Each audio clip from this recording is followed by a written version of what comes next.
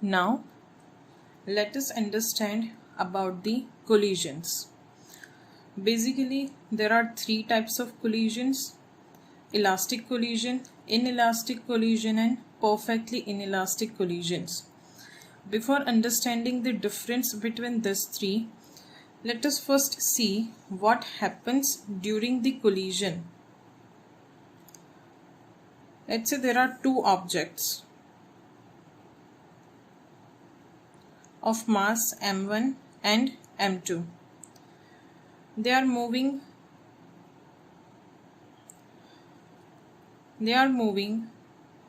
along the same line with velocity u1 and u2 respectively. Now it is given that u1 is greater than u2. That means this body is moving faster than m2. So at particular moment of time, there will be a collision between these two objects. Let's say they are colliding at this moment.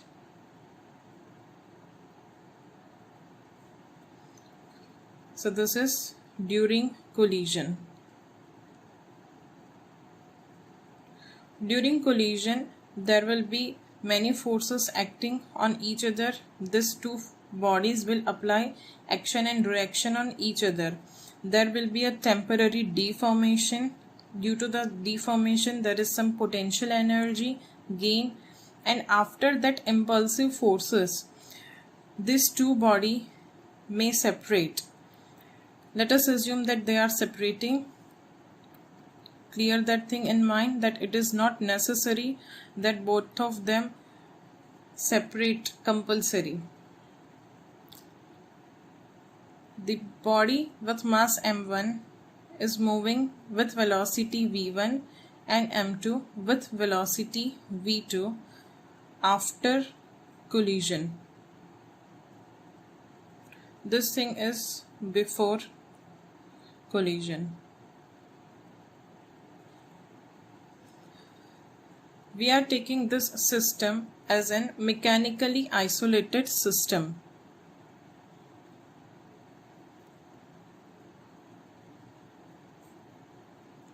The meaning of mechanically isolated system is that the net external force on the system is zero.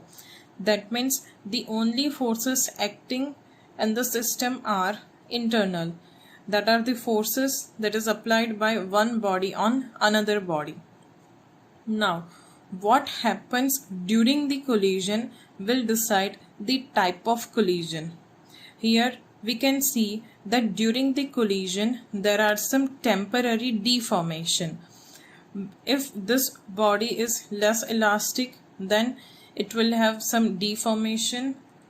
So the initial kinetic energy that was possessed by these bodies can be converted into potential energy.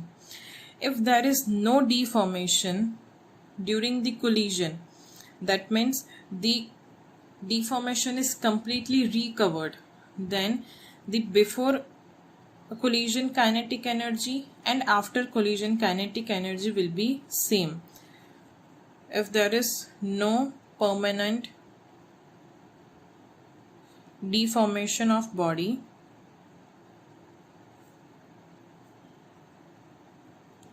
then kinetic energy before collision, that is initial kinetic energy, that will be equal to the final kinetic energy. But remember, this is for the system. We are not talking about individual object, that initial kinetic energy of individual object is equals to final kinetic energy of individual object. We are talking about the system. So if no permanent deformation is there, then kinetic energy is conserved. But let us say there is some deformation. During the collision, the bodies are deformed. After collision, they get separated, but with some permanent deformation. Whenever there is a deformation, that means there is change in shape.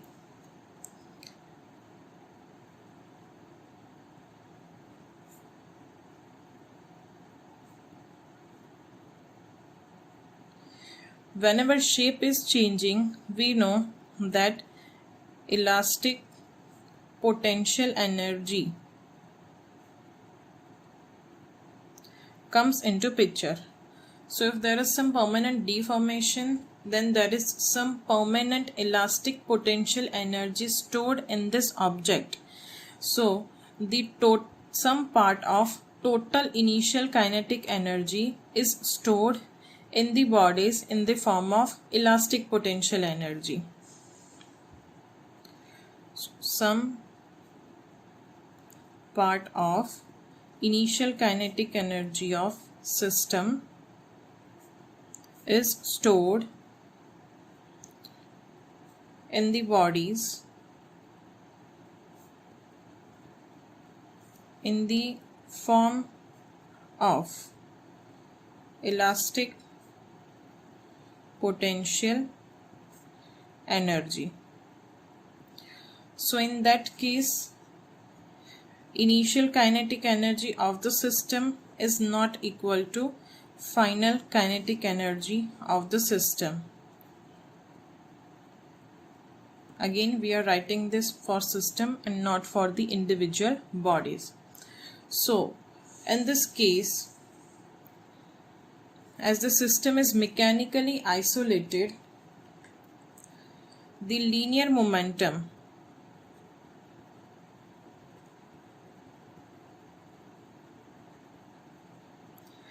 is always conserved.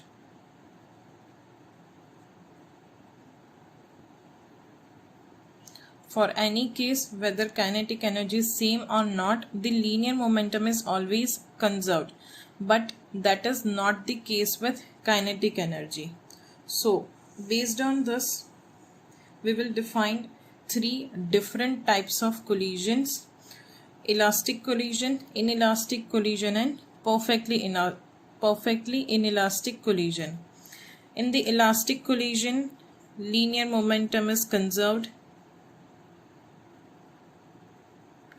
In inelastic collision also, linear momentum is conserved. And that is also the case for perfectly inelastic collision, that is P is conserved. But in elastic collision, there is no permanent deformation. If there is no permanent deformation, then the initial kinetic energy of the system will be equal to final kinetic energy of the system, because there is no storage of energy in the form of potential energy. So for the elastic collision, initial kinetic energy of the system is equals to final kinetic energy of the system. In the case of inelastic collision, there is some permanent deformation.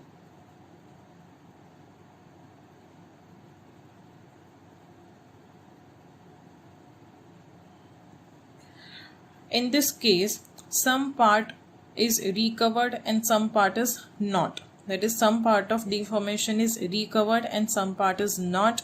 So, kinetic energy is not equal to final kinetic energy of the system. Same is the case with perfectly inelastic collision, but in perfectly inelastic collision, the deformation is not at all recovered.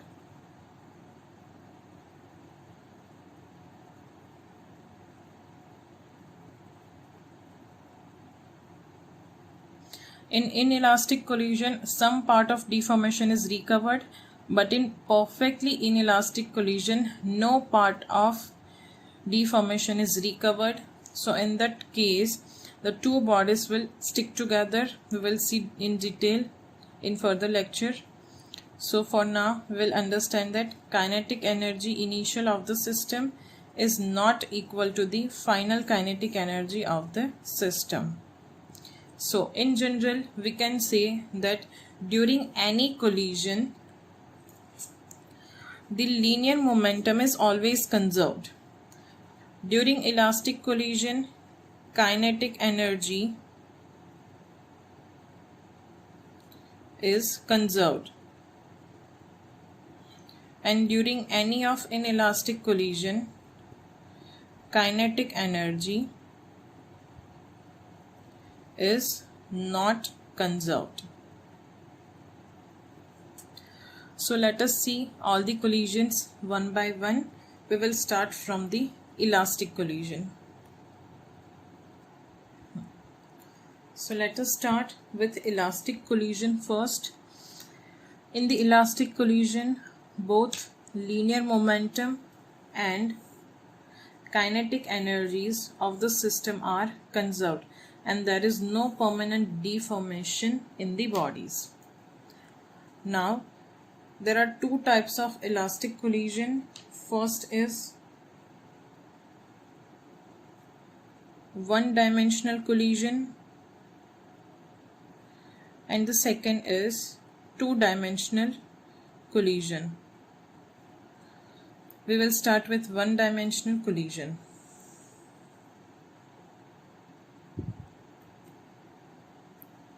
So we'll learn about one-dimensional elastic collision. It is also known as head-on collision.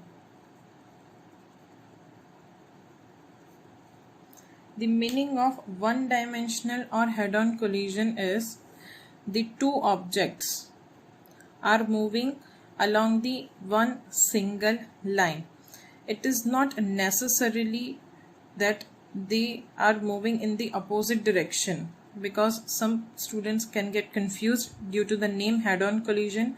It is not necessary that they collide in this manner only. If both are traveling in this direction, then also it is known as head-on collision. Let's say mass of this is m1, mass of this is m2. They are moving in same direction with speeds u1 and u2. This is before collision.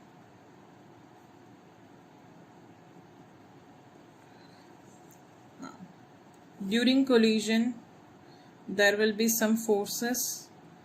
This is force on 1 by 2, that is F1, and this is force on 2 by 1, that is F2. After collision, they'll get separated because it is elastic collision and there will not be any permanent deformation, M1 and M2. Let us assume that after collision, they are moving with velocity v1 and v2 in same direction. We have assumed the magnitude as well as direction. After solving the equation, for example, I get negative value of v1. The negative value denotes that the assumed direction is incorrect and the actual direction is the opposite direction of the assumed direction. There will not be any change in the magnitude. We are just assuming the direction. So in this case, this is after collision.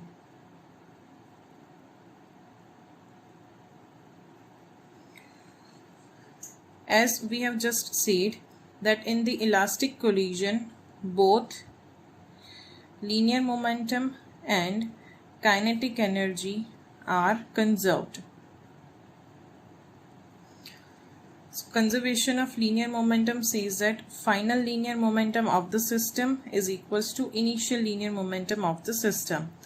The final linear momentum of the system will be m1 v1 plus m2 v2, and initial linear momentum of the system will be m1 u1 plus m2 u2.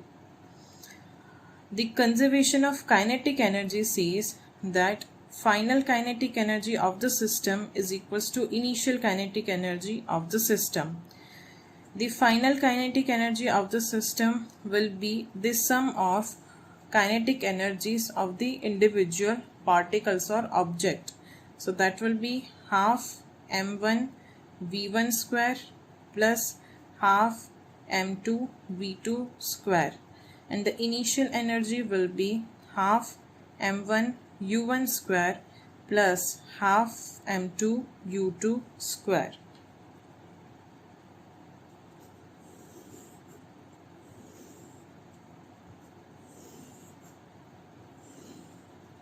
let's say this is equation 1 and this is equation 2. If we solve this two equation, we can find the value of V1 and V2. So after solving equation 1 and 2, we will get the value of V1 as M1 minus M2 into U1 upon M1 plus M2 plus 2 M2 U2 upon M1 plus M2. Same way we can find the value of V2 as M2 minus M1 into U2 divided by M1 plus M2 plus 2 M1 U1 divided by M1 plus M2. Although this formula seems to be very lengthy to remember, with frequent practice you can remember this. If this is V1, this is U1, M1 minus M2, denominator is always M1 plus M2. So V1 will be M1 minus M2 into U1 and the second term will be 2M2 U2 upon M1 plus M2. Same way if we are writing for V2, this will be U2 and the mass will be M2 minus M1. This term will be for U1. So with frequent practice you can remember this. Now some of you will have confusion that for the two body collision we have already derived the conservation of linear momentum formula,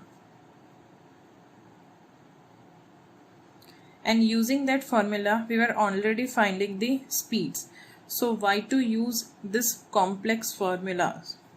But if you closely see in those kind of questions, for example, this is two object M1 M2 moving with some speed U1 and U2, they collide, and after collision one is moving in this direction with some speed, let's say 5 meters per second. What will be the velocity of the second object? This were the type of question we were coming across when we learn about the conservation of linear momentum. So in this case, after collision we knew the velocity of one of the body. So there was only one unknown, that is either V1 or V2. But in this case we don't know any of the speed of the body. V1 and V2 both are unknown. So to solve two unknowns we require two equations. So one equation is from conservation of linear momentum and the other equation is from conservation of kinetic energy. Now let us see some special cases based on these equations.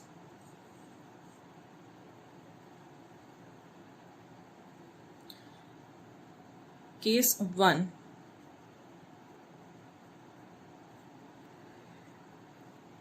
If M1 is equals to M2 is equals to M, it is given that both are identical mass, velocity of M1 is U1 and velocities of M2 is U2.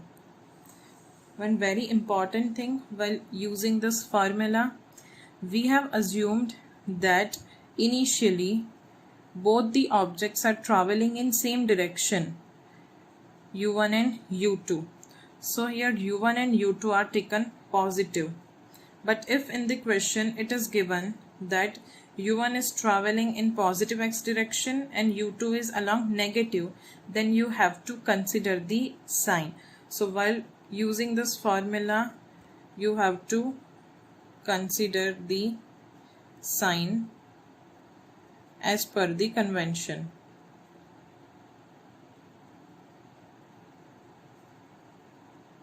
Now, it is given that they both are moving in same direction. We are assuming we want to find what will happen after collision. The velocity of first particle after collision is given by m1 minus m2 into u1 upon m1 plus m2 plus 2 m2 u2 upon m1 plus m2. But here it is given that both mass are equal. So m1 minus m2 will be 0. So this term will be 0. So V1 will be equal to 2m u2 upon m1 plus m2. That will also be 2m. So V1 will be equal to u2. Now let us find V2. V2 will be m2 minus m1 into u2 divided by m1 plus m2 plus 2 m1 u1 upon m1 plus m2. Again thus masses are equal. m1 is equals to m2 is equals to m. So this term will be 0. So V2 will be equal to 2m u1 upon 2m. This 2m will get cancelled out. So we will get V2 is equals to u1. So you can see if masses are equal, then V1 is equals to u2 and V2 is equals to u1. Final velocity of object 1 is equals to initial velocity of object 2. And final velocity of object 2 is equals to initial velocity of object 1. So we can simply say that velocities are exchanged. So note that for one-dimensional elastic collision,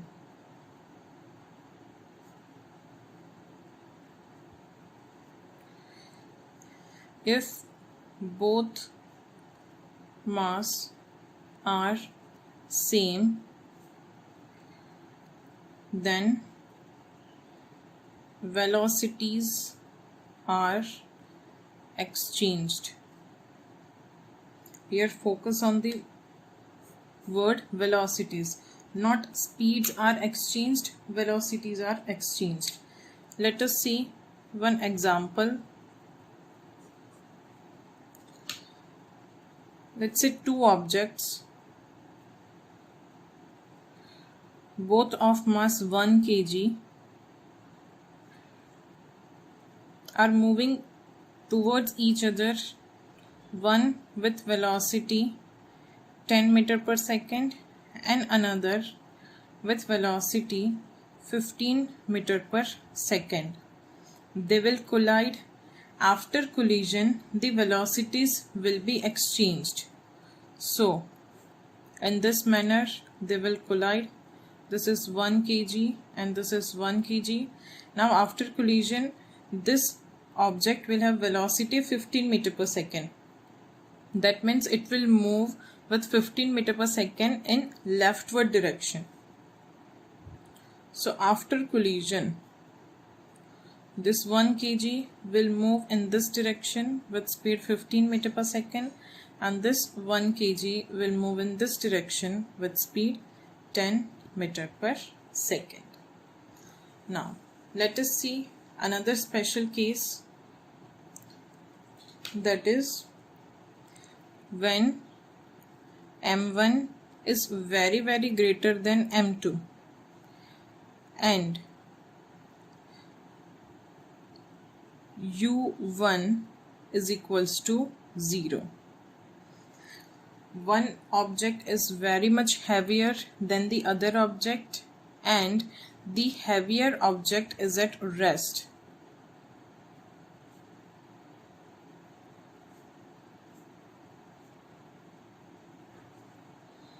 Let's say the second object is traveling with speed u2.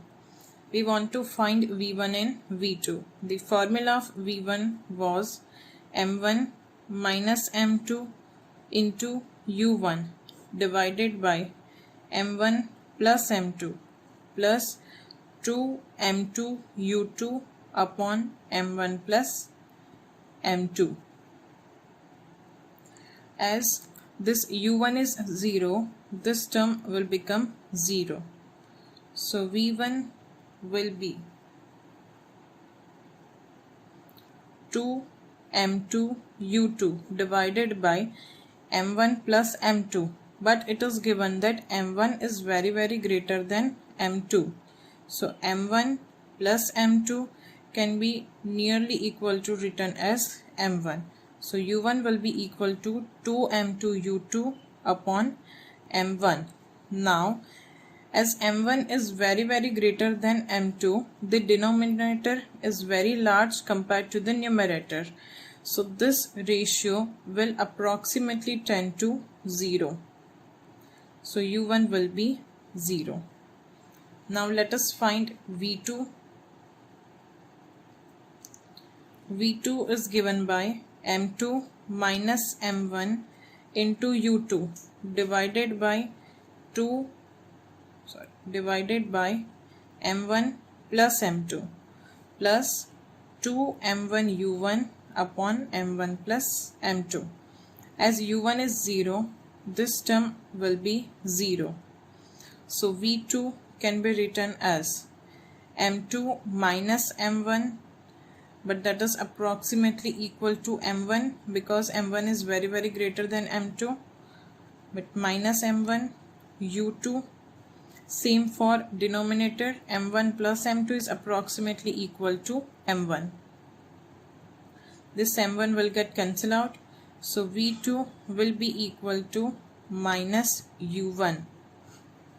So when the heavier object is at rest, then even after collision it will continue to be at rest, and the lighter object will move with same speed but in opposite direction.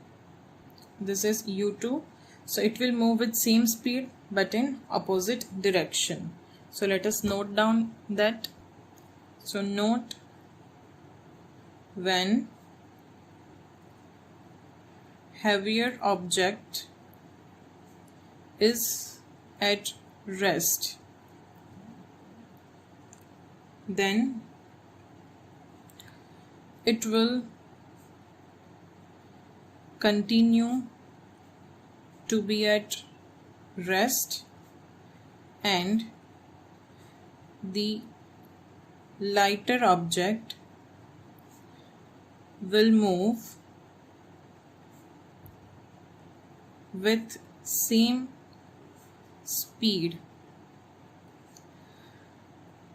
but in exactly opposite direction. One very common example for that is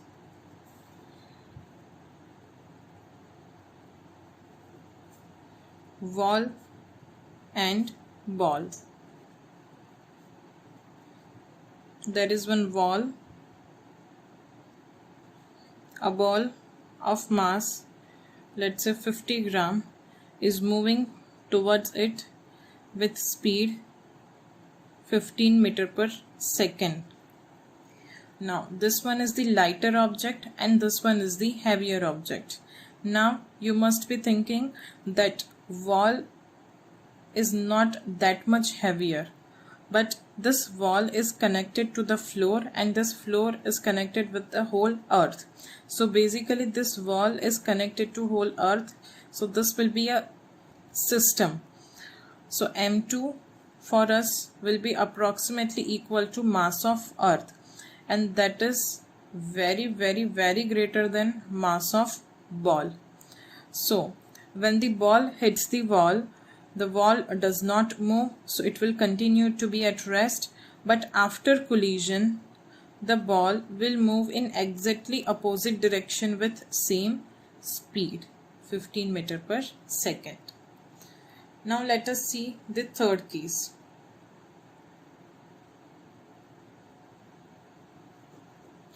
In this case again m1 is very greater than m2. One is very heavy object and another is lighter object, but in this case the lighter object is at rest.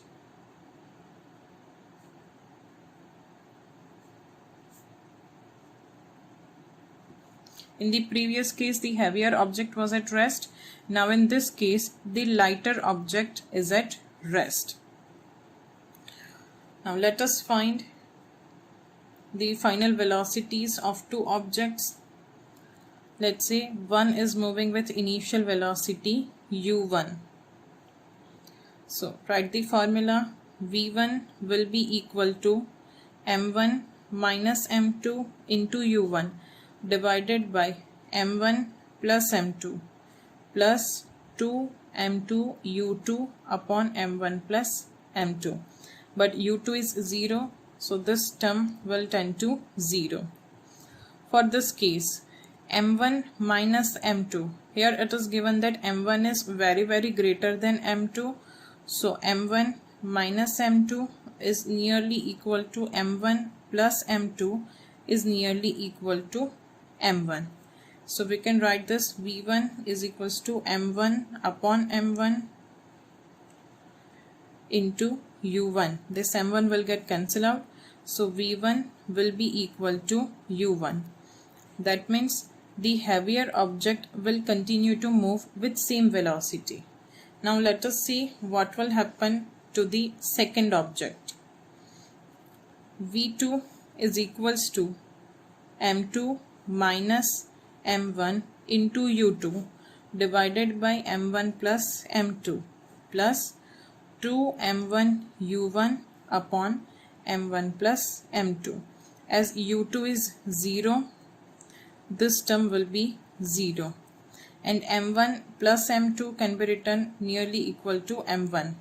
So v2 will be 2 m1 u1 upon m1. This m1 will get cancelled out, so we will get v2 is equals to 2 u1. So whenever the lighter object is at rest and heavier object is moving, the heavier object will continue to move with same velocity and the lighter object will move with the double velocity of the heavier object. So let us note down that. So whenever lighter object is at rest and heavier object is moving, then the heavier object will continue to move with same velocity and lighter object will move with velocity double to that of heavier object. Here note that it will continue to move with same velocity. The example for this to understand is train and car. A train is moving on a track. A car, due to some reason, is stuck on the railway track. Now the train is heavier object and the car is comparatively lighter object. Car is at rest and train is moving. When the train hits the car will move with almost double velocity that of train, but there will not be any effect on the velocity of train.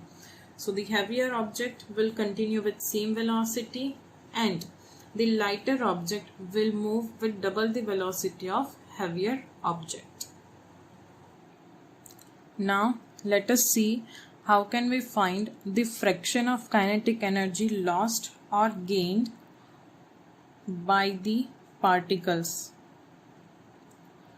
Here we will not find the fraction of kinetic energy lost or gained by the system, because in elastic collision the kinetic energy is conserved. So there is no loss or gain of kinetic energy.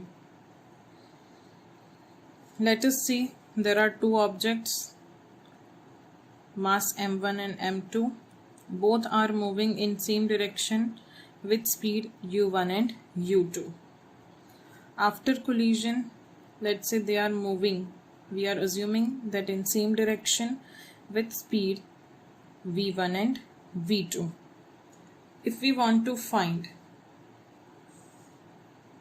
let us say it is given that v1 is greater than u1, that means kinetic energy is gained by m1 because its speed is increased.